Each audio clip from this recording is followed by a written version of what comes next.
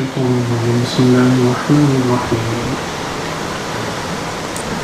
لولا إذ سمعتموه ظن المؤمنون والمؤمنات بأنفسهم خيرا وقالوا هذا إفك مبين لولا جاءوا عليه بأربعة شهداء فإذ لم يأتوا بالشهداء فأولئك عند الله هم الكاذبون ولولا فضل الله عليكم ورحمته في الدنيا والآخرة لمسكم فيما أفضتم فيه عذاب عظيم إذ تلقونه بألسنتكم وتقولون بأفواهكم ما ليس لكم به علم وتحسبونه هينا وهو عند الله عظيم ولولا إذ سمعتموه قلتم ما يكون لنا أن نتكلم بهذا سبحانك هذا بهتان عظيم يعدكم الله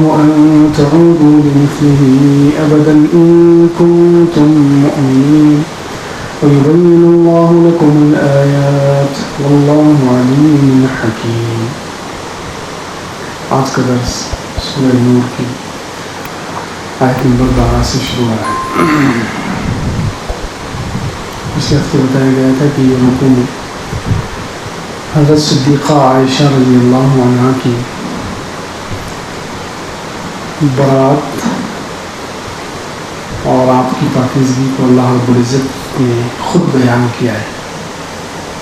حضرت صدیقہ عائشہ رضی اللہ عنہا پر منافقوں کی طرف سے تہمت لگائی گئی, الزام لگایا گیا ہے اور کچھ مسلمانوں نے بھی اس میں حصہ لے لیا.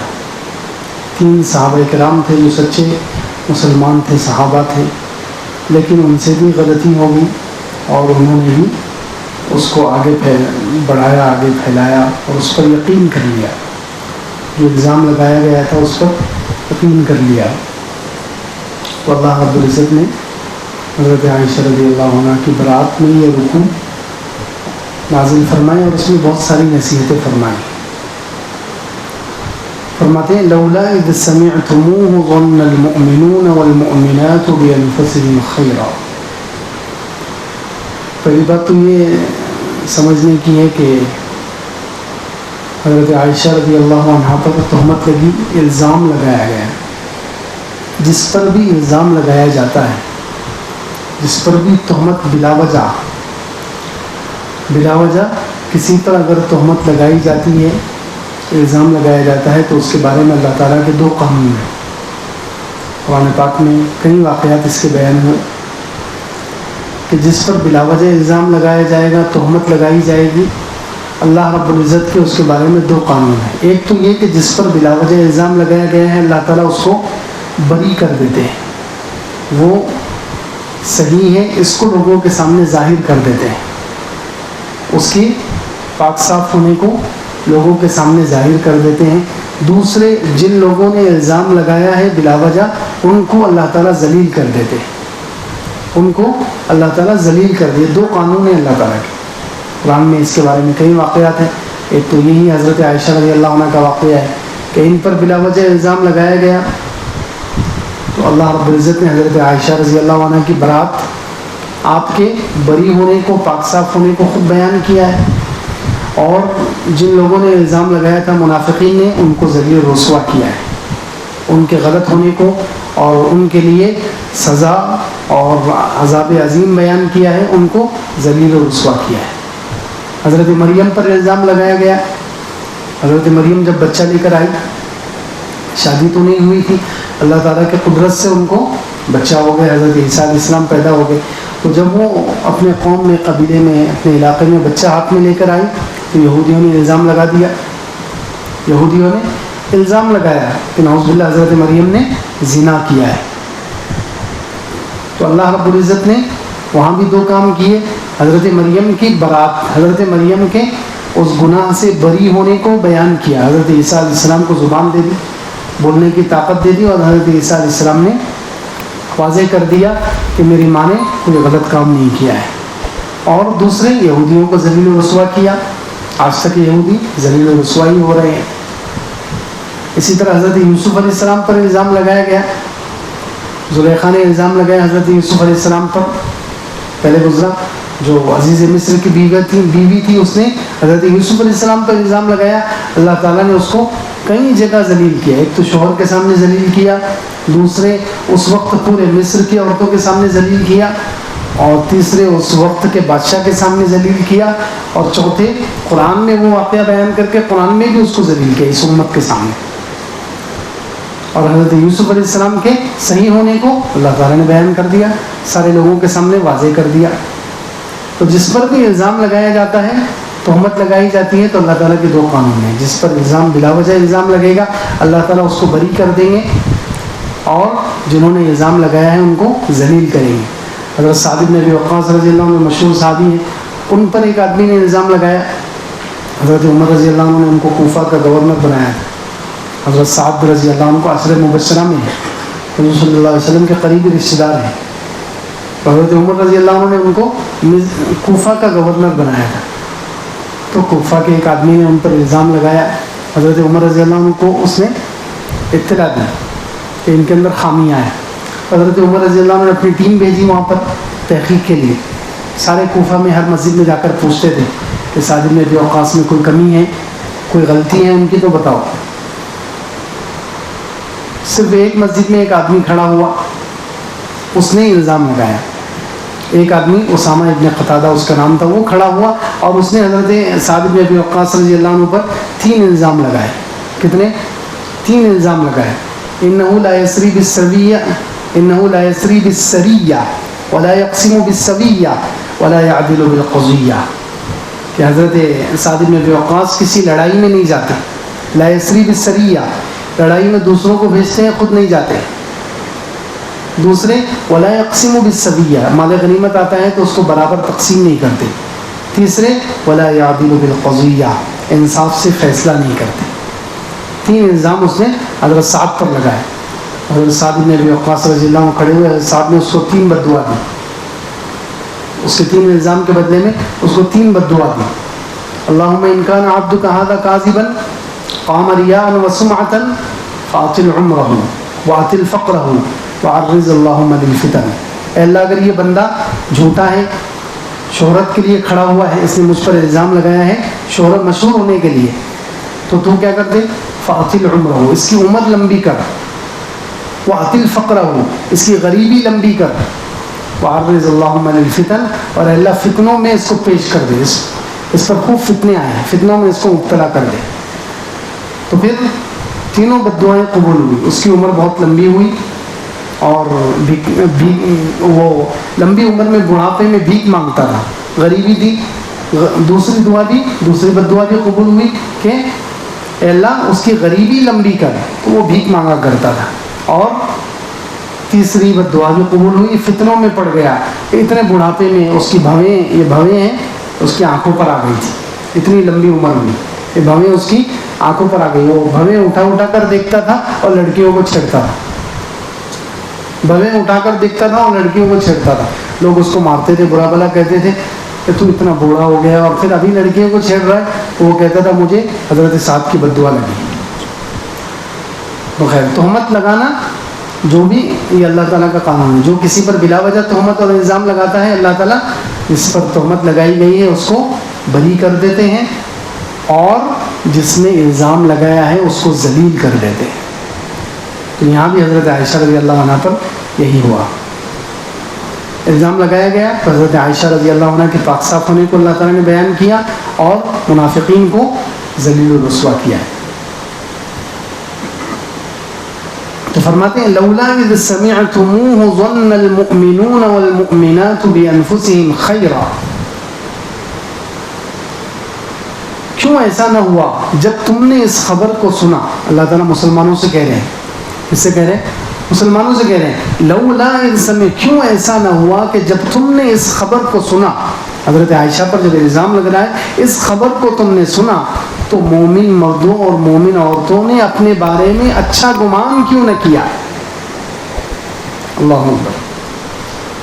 لولا اذ سمعتم، قیامت تک کے لیے پیغام ہے یہ، قیامت تک کے لیے اس میں نصیحت چھپی ہوئی ہے کہ جب بھی کوئی خبر سنے کسی پر، کوئی ایسا آدمی جو نیکی میں مشہور ہے، ایسا آدمی جو نیکی میں مشہور ہے، اچھے کاموں میں مشہور ہے، اس کے بارے میں اگر بری خبر سننے میں آئے تو پہلا کام کیا کرنا چاہیے؟ فوراً انکار کرنا چاہیے کہ ایسا نہیں ہو سکتا، یہ الزام لگ رہا ہے۔ دیکھو پہلا کام یہ اس خبر کی تردید کرو اور اس کے بارے میں اچھا گمان کرو، دو کام۔ لولا اذ لا کر بتایا کہ جیسے ہی ایسی خبر سننے میں آئے اسی وقت کہو، اس وقت کا ایمانی تقاضا ہے یہ کہ اس کو رد کرو۔ اگر اس جھوٹی خبر کو، الزام کو تم نے قبول کر لیا، گویا ایمان میں کمزوری ہے۔ کسی نیک آدمی پر جو نیکی میں مشہور ہے، بھلائی میں مشہور ہے، اچھے کاموں میں مشہور ہے، اس کے بارے میں کوئی بری خبر سننے میں آئے، کوئی الزام اس پر لگے، تو پہلا کام یہ ہے ایمان والوں کا کہ جیسے ہی خبر سنے، اذ سمعتم فوراً ظن المؤمنون والمؤمنات۔ دیکھو ایمان والے مرد اور ایمان والے عورتوں، اللہ تعالیٰ نے یہاں پر ایمان کو جھنجھوڑا ہے، یہ ایمانی تقاضا ہے، یہ بتلایا ہے کہ ایمان کا تقاضا یہ ہے کہ جیسے ہی کسی مسلمان کے بارے میں، کسی مومن کے بارے میں، کسی ایسے آدمی کے بارے میں جس کی نیکیاں زیادہ ہیں، تو نیکیوں میں مشہور ہے، ایسے آدمی کے بارے میں جب بری خبر آئے، اس پر کچھ الزام لگے، اس پر کچھ تہمت لگے، بری خبر سننے میں آئے، فوراً اس کا انکار کرو اور اس کے بارے میں اچھا گمان کرو۔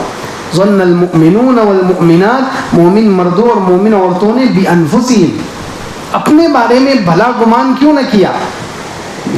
حالانکہ انفسہم کا لفظ اللہ رب العزت نے استعمال کیا ہے، سبحان اللہ۔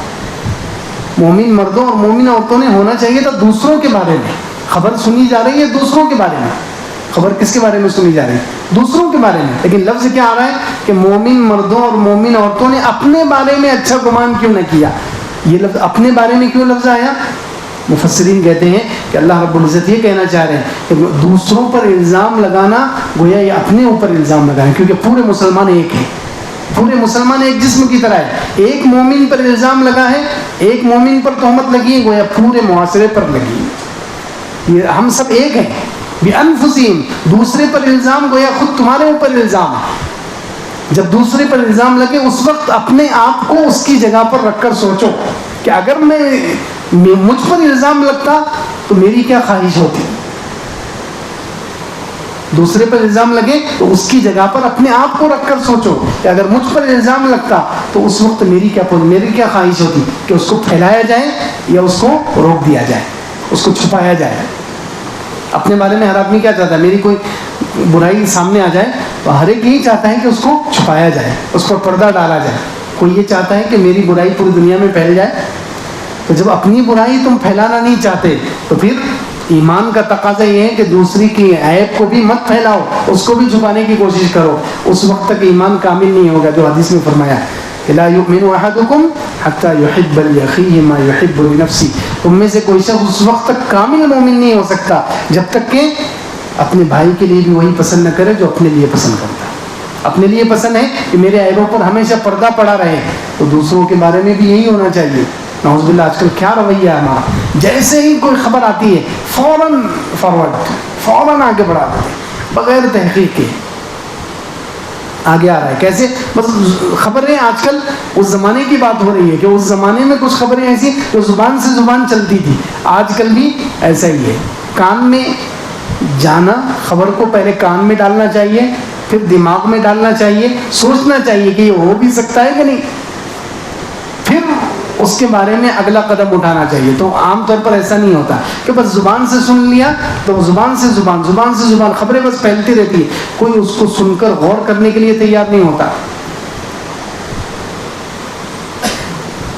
کیا عجیب اللہ رب العزت فرما رہے ہیں، لولا اذ سمعتموہ، کیوں نہ ایسا ہوا کہ جس وقت تم نے یہ خبر سنی، حضرت عائشہ رضی اللہ عنہ پر یہ الزام سنا، تہمت سنی، اسی وقت ایمان والے مردوں اور ایمان والی عورتوں نے یہ کیوں نہ خیال کیا اپنے بارے میں بھلائی کا۔ جیسے ہی خبر سننے میں آئے، پہلا ایمانی تقاضا یہ ہے کہ اس خبر کو جھٹلایا جائے، اس خبر کی تردید کی جائے، اور دوسرا تقاضا یہ ایمانی تقاضا کہ ان کے جس کے بارے میں خبر آئی ہے اس کے بارے میں اچھا گمان کیا جائے۔ یہ اللہ تعالیٰ کی طرف سے قیامت تک کے لیے نصیحت ہے۔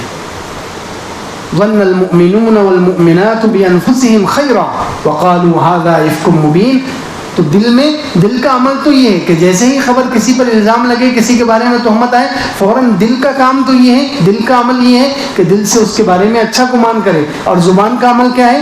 قالوا ھذا افک، کہے کہ یہ جھوٹی خبر ہے، یہ کھلا ہوا بہتان ہے، کھلا ہوا جھوٹ ہے، ھذا افک وقالوا، اور انہوں نے ان کو یہ کہنا چاہیے تھا ھذا افک مبین، کہ یہ کھلا الزام ہے، کھلا بہتان ہے۔ لولا جاءوا علیہ باربعۃ شہداء، کیوں نہیں لے آئے وہ اس پر 4 گواہ؟ جن لوگوں نے منافقین نے الزام لگایا تھا تو کیوں نہ لائے وہ اس پر 4 گواہ؟ فَإِذْ لَمْ يَأْتُوا بِالشُّهَدَاء، جب وہ 4 گواہ نہ پیش کر سکے، فَأُولَٰئِكَ عِندَ اللَّهِ هُمُ الْكَاذِبُونَ، تو وہ اللہ کی نظر میں، اللہ کے نزدیک جھوٹے ہیں۔ وہ کسی پر الزام لگائیں، کوئی زنا کا الزام لگاتا ہے تو اس کو چاہیے کہ 4 گواہ پیش کرے، اگر 4 گواہ نہیں پیش کرے تو وہ اللہ کی نظر میں کیا ہے؟ کذاب، جھوٹا ہے۔ وہ دکھنے میں حاجی ہوگا، نمازی ہوگا، داڑھی والا ہے، وہ بڑا جو ہے دیندار ہے، عالم ہے، کچھ بھی ہے، لیکن اگر وہ کسی پر بلا وجہ الزام لگا رہا ہے اور اس کے پاس 4 گواہ نہیں ہے تو وہ لوگوں کی نظر میں حاجی نمازی ہے، اللہ کی نظر میں وہ جھوٹا ہے۔ لوگوں کی نظر میں کچھ بھی ہوگا، متقی پرہیزگار ہوگا، لیکن اللہ کی نظر میں اللہ تعالیٰ کیا لقب دے رہے ہیں اس کو؟ جھوٹا ہے۔ فَأُولَٰئِكَ عِندَ اللَّهِ هُمُ الْكَاذِبُونَ وَلَوْلَا فَضْلُ اللَّهِ عَلَيْكُمْ وَرَحْمَتُهُ فِي الدُّنْيَا وَالْآخِرَةِ، اگر اللہ کا فضل تم پر نہ ہوتا اور اس کی رحمت نہ ہوتی دنیا اور آخرت میں، لَمَسَّكُمْ فِي مَا أَخَذْتُمْ، یہ ان 3 صحابہ سے کہا جا رہا ہے۔ کس سے کہا جا رہا ہے؟ جن 3 صحابہ نے حصہ لے لیا تھا نا، اس خبر پر یقین کر کے اس کو آگے بڑھا دیا تھا، حضرت حسان بن ثابت، حضرت مصطح اور حمنہ بنت جحش رضی اللہ عنہم اجمعین، ان 3 سے کہا جا رہا ہے اگر تم پر اللہ کا فضل نہ ہوتا اور اس کی رحمت نہ ہوتی دنیا اور آخرت میں، لمسکم فیما افضتم فیہ عذاب عظیم، تو تمہیں پہنچتا اس چیز کے بارے میں جس کے تم چرچے میں، جس کے اندر تم مشغول رہے، جس خبر کو پھیلانے میں تم لگے رہے، اس گناہ کے بارے میں تمہیں بڑا عذاب پہنچتا، لیکن چونکہ اللہ کا فضل تھا، اللہ کی رحمت تھی، اس لیے تم بچ گئے۔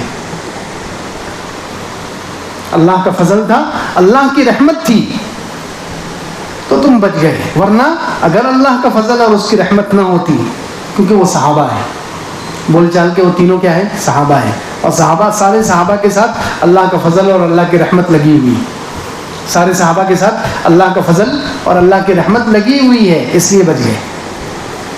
تو اللہ کا فضل اور اس کی رحمت نہ ہوتی دنیا اور آخرت میں تو تمہیں پہنچتا اس چیز کے، اس گناہ کے بارے میں جس میں تم لگ گئے تھے، مشغول ہو گئے تھے، عذاب عظیم، بڑا عذاب۔ اذ تلقونه بألسنتکم، جب یہ آ گیا وہ لفظ کہ جب تم اس خبر کو اپنی زبانوں سے چلا رہے تھے، تلقونه لفظ بھی کیسے استعمال کیا ہے؟ بعض مفسرین نے کہا تلقون کا لفظ کہتے ہیں کہ کچھ لوگوں کو عادت ہوتی ہے ایسی خبریں سننے کے، وہ مشتاق رہتے، خواہش مند، کہ کہیں سے ایسی خبر آ جائے، ایسی نیوز آ جائے اور وہ اس کو پھیلائیں، ان کو شوق ہوتا ہے، اور وہ اس کے لیے مشقت اٹھا، تلقونہ باب تفاعل ہے، اس کے لیے مشقت اٹھا کر وہ کہیں سے کھینچ کھانچ کے خبر لاتے ہیں ایسی، اور اس کو بِأَلْسِنَتِكُمْ زبانوں پر چلاتے ہیں۔ کچھ لوگ جو ہیں شوق سے اور ڈھونڈ کے بڑی محنت اور مشقت سے ایسی خبریں لاتے ہیں، کسی پر الزام کی، زنا کا الزام لگ گیا، یہ لگ گیا، کسی کو بدنام کرنے کی ایسی خبریں کھینچ کے لاتے ہیں، اور اس کو زبانوں پر دیکھو، جب تلقونه بألسنتکم، جب تم اس خبر کو چلا رہے تھے اپنی زبانوں سے۔ حالانکہ ہونا کیا چاہیے کہ کوئی بھی خبر، کوئی بھی بات سننے میں آئے تو پہلے ڈائریکٹ، اگر انسان نے بغیر سوچے سمجھے آگے بڑھا دیا تو گویا اس کے کان میں وہ بات نہیں گئی، یہ کہہ رہا ہے قرآن۔ اگر بغیر سوچے سمجھے اس کو آگے بڑھا دیا، بغیر سوچے سمجھے اس کو آگے بڑھا دیا، بغیر تحقیق کے اس کو آگے بڑھا دیا، گویا وہ بات تمہارے کان میں اور دماغ میں گئی نہیں، زبان سے لیا اور زبان پر چڑھا دیا۔ یہ اذ تلقونه بألسنتکم، جب تم زبانوں پر چلا رہے تھے، یعنی ایک زبان سے دوسری زبان، دوسری زبان سے تیسری زبان، بس یہ خبر چل رہی تھی، کوئی اس پر، اس کو کان میں ڈال کر دماغ تک پہنچاتا اور اندر غور و فکر کرتا کہ کیا نبی کی بیوی ایسا کام کر سکتی ہے؟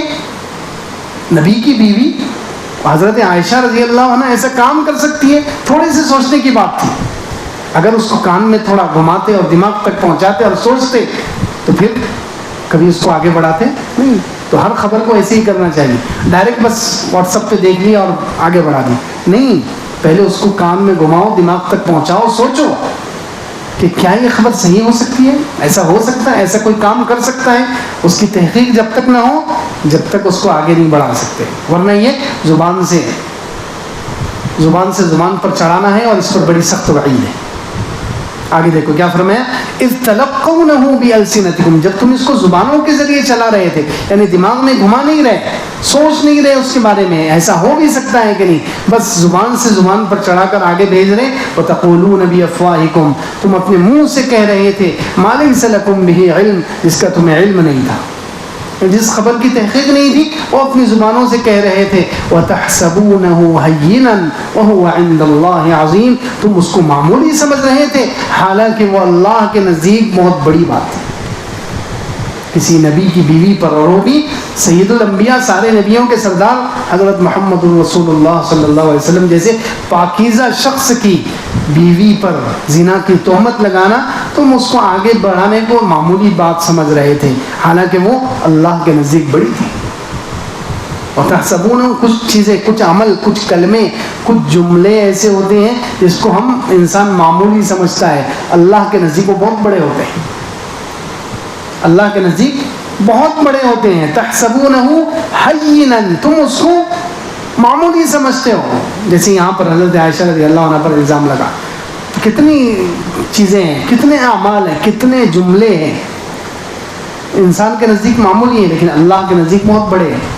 جیسے ماں باپ کو اف کہنا, ماں باپ کو اف کہنا ہمارے نزدیک تو معمولی بات ہے, اف کہنے سے کیا ہو گیا, لیکن اللہ کے نزدیک وہ بھی بڑی بات ہے ماں باپ کے حق میں, اس لیے اس کو بھی حرام کر دیا.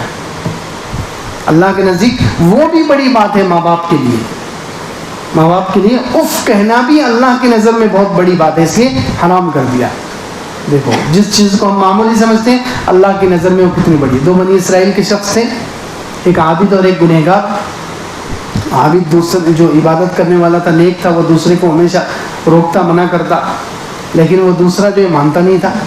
ایک دن یہ نیک آدمی جو تھا عبادت کا, اس کو غصہ آ گیا اور غصے میں آ کر اس نے کہہ دیا کہ اللہ تعالیٰ تیری کبھی بخشش نہیں کرے گا. دیکھو یہ وہ تو سمجھ رہا ہے کہ میں نے کیا معمولی جملہ کہہ دیا, لیکن اتنے سے جملے پر اللہ رب العزت کے سامنے جب دونوں پیش ہوئے تو اللہ رب العزت نے جو گنہگار تھا اس کو جنت میں داخل کر دیا, اور جو یہ نیک تھا اس کو اسی جملے پر پکڑ لیا کہ تو نے اس کو ایسا کیوں کہا کہ اللہ تیری بخشش نہیں کرے گا, تیرے ہاتھ میں ہے بخشش, تو کون ہے, بخشش کرنے والا تو میں ہوں. دیکھو انسان جس کو معمولی جملہ سمجھ رہا تھا اللہ رب العزت کے نزدیک کتنا بڑا تھا.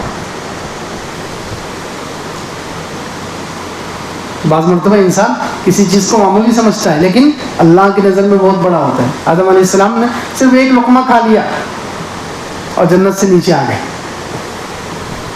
ہماری نظر میں یہ معمولی بات ہے, ہم تو سوچتے ہیں کتنے حرام کے ہزاروں لقمے کھا لیتے ہیں, ہم حرام کے ہزاروں روپے ہضم کر لیتے ہیں, کہیں کہیں ایکڑ زمینیں ہضم کر لیتے ہیں ناجائز کسی کی. وہاں حضرت آدم علیہ السلام نے منع کی ہوئی چیز صرف ایک لقمہ کھایا اور جنت سے نکال دیے گئے, اور ہم ہزاروں روپے کھا لے رہے ہیں, لاکھوں کروڑوں روپے کھا لے رہے ہیں حرام کے, اور ہم معمولی سمجھ رہے ہیں. تحسبونہ حینا, تم اس کو معمولی سمجھتے ہو, اللہ کے نزدیک بہت بڑی بات ہے. شیطان نے صرف ایک سجدہ تو نہیں کیا تھا, شیطان ایک سجدہ تو نہیں کیا, ایک سجدہ نہیں کیا اور ہمیشہ کے لیے مردود ہو گیا.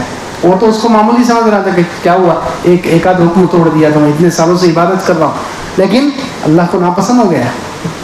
تو بعض چیزیں تحسبونہ حینا, تم اس کو معمولی سمجھتے ہو, اللہ کے نزدیک وہ بڑی ہوتی ہے, اللہ کی نظر میں بہت بڑی ہوتی ہے. ایک نظر, ایک شخص جنید بغدادی رحمۃ اللہ علیہ کے پاس ایک شخص تھا, اس نے ایک نظر غلط ڈال دی اور 40 سال کے بعد اس کا اثر ہوا, قرآن بھول گیا. ایک نظر نامحرم پر ڈال دی. ہم تو سوچتے ہیں چلو سارے نامحرم کو دن رات دیکھتے رہتے ہیں, ہم تو معمولی سمجھتے ہیں. اس نے صرف ایک مرتبہ بد نظری کر دی اور 40 سال کے بعد اس کا اثر ہوا, حافظ تھا, قرآن بھول گیا.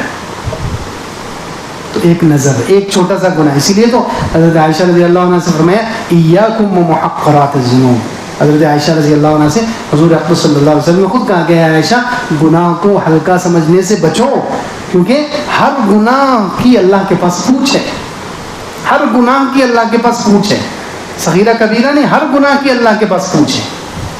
تو کچھ چیزیں ایسی ہوتی ہیں، ایک جملہ، ایک کلمہ، ایک عمل انسان اس کو حقیر سمجھتا ہے۔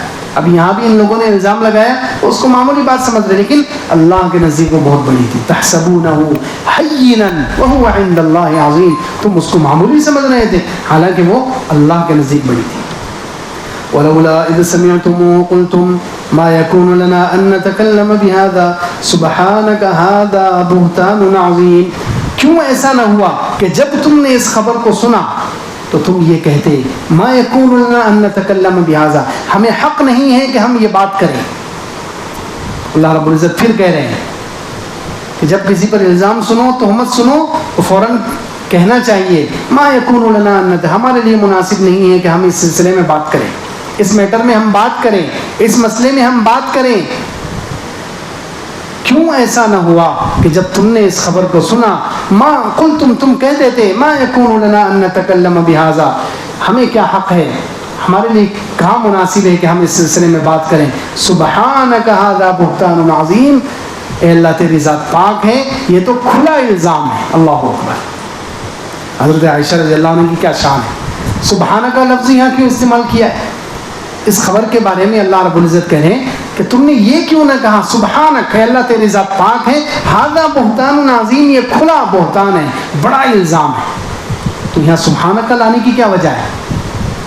مفسرین نے عجیب بات لکھی ہے۔ سبحانک لانے کی وجہ یہ ہے کہ اللہ رب العزت یہ کہنا چاہ رہے ہیں کہ جیسے ہی تم نے یہ الزام سنا تو تمہیں سوچنا چاہیے تھا کہ حضرت عائشہ وہ شخصیت ہے، وہ عورت ہے، وہ حضرت ابو بکر کی وہ صدیقہ اور سچی بیٹی ہے جس کا اللہ کے پاس اتنا بڑا مقام ہے کہ اس کا نکاح خود اللہ نے حضور صلی اللہ علیہ وسلم سے کرایا ہے، جس کا نکاح خود اللہ نے، جیسے پچھلے ہفتے آیا تھا حدیث کے حوالے سے کہ 2 نکاح جو ہیں اللہ نے خود کرائے ہیں حضور صلی اللہ علیہ وسلم کے، ایک حضرت زینب سے اور دوسرے حضرت عائشہ رضی اللہ عنہا سے۔